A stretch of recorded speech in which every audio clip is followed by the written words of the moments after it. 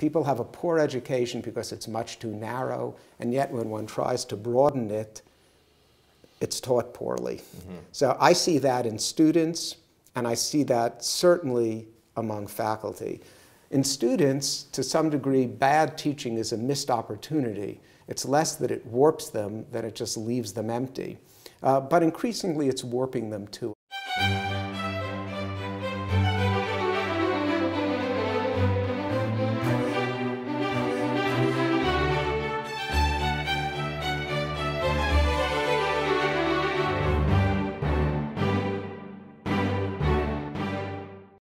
Mark Blitz, you argue not just that we ought to be conserving liberty and conserving virtue, but also conserving excellence.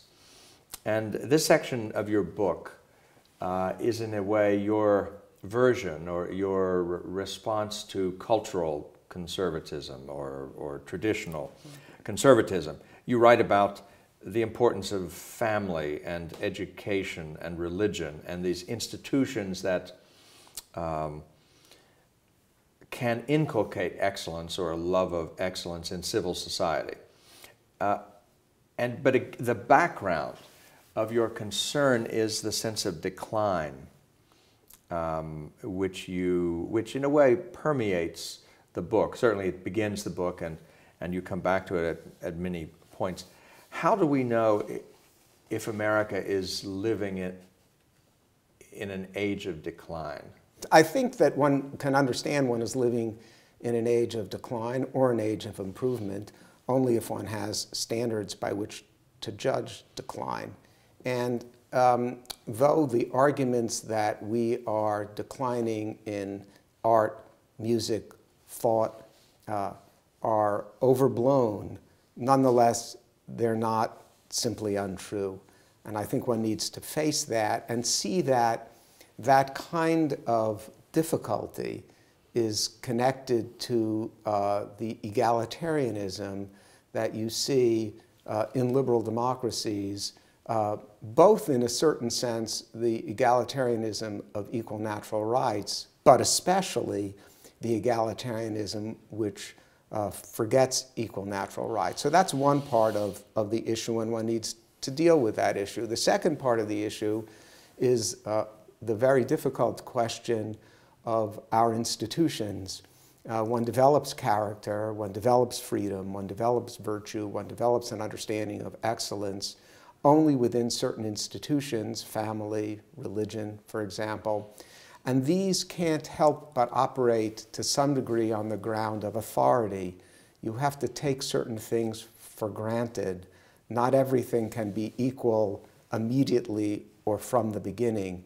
And in a variety of ways, those institutions are weaker now than they used to be.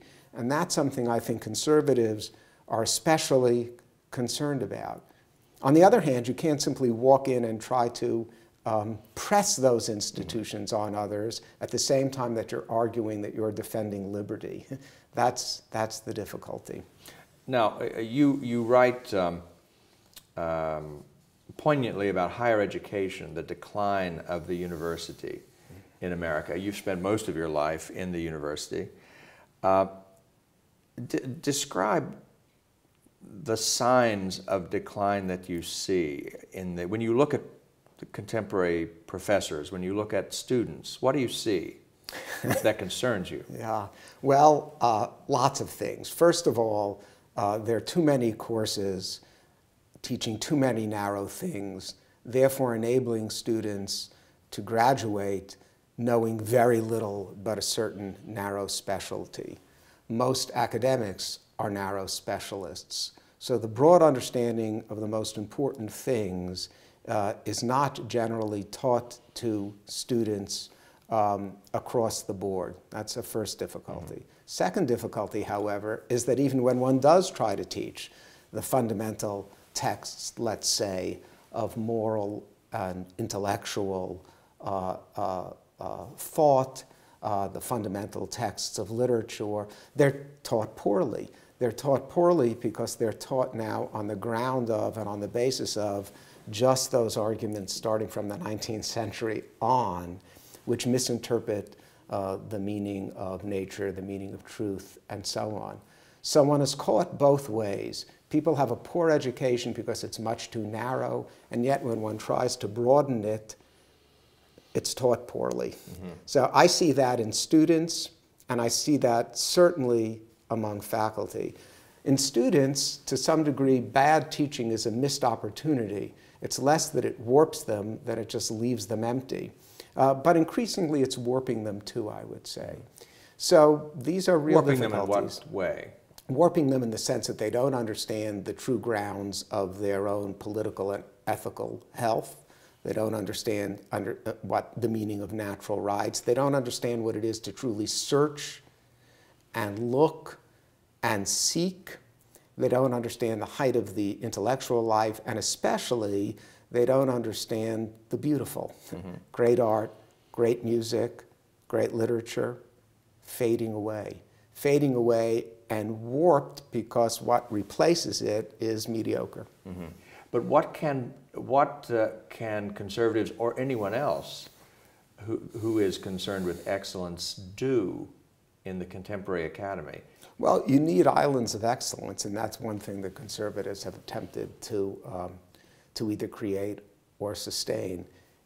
Even within the better schools, there are always some students and some faculty with whom one can deal and whom one can support. One needs to have all sorts of special programs, summer programs, and so on, that attract students who at least can be attracted. One needs to look at also islands of excellence in surprising places, not always the schools with the best and the highest reputation.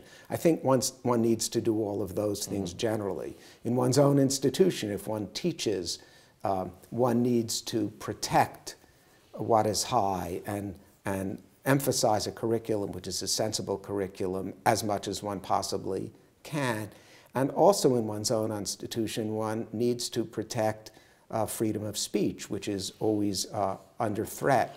All of this, I think, helps, but it's not a full solution. Let's come back to the connection we began with, or that I referred to in the very beginning. Why is it that this kind of excellence that you can find in higher education at its best, but in comparable ways in religion and religious devotion and instruction, why does liberal democracy need these? Why does conservatism need these? For two reasons. One needs it for human happiness. The fullest human happiness is connected to the fullest use of one's powers and talents. The fullest use of one's powers and talents is connected to the full use of reason, either as such or in the way in which reason forms and directs the passions, let's say, in the greatest art. So that's one reason one needs it. What is the aim and direction of one's liberty and one's freedom? The second reason one needs it is so that one is exposed to and can think about the true grounds of what is high in our own country and the true grounds of our equality, namely equal natural rights. So one needs it politically, and in that sense, ultimately, in terms of one's virtue, but one needs it also, and most fundamentally, in terms of understanding what human happiness truly is and directing oneself to it. A term which has fallen out of favor, but which you reprise in your discussion, is vulgarity.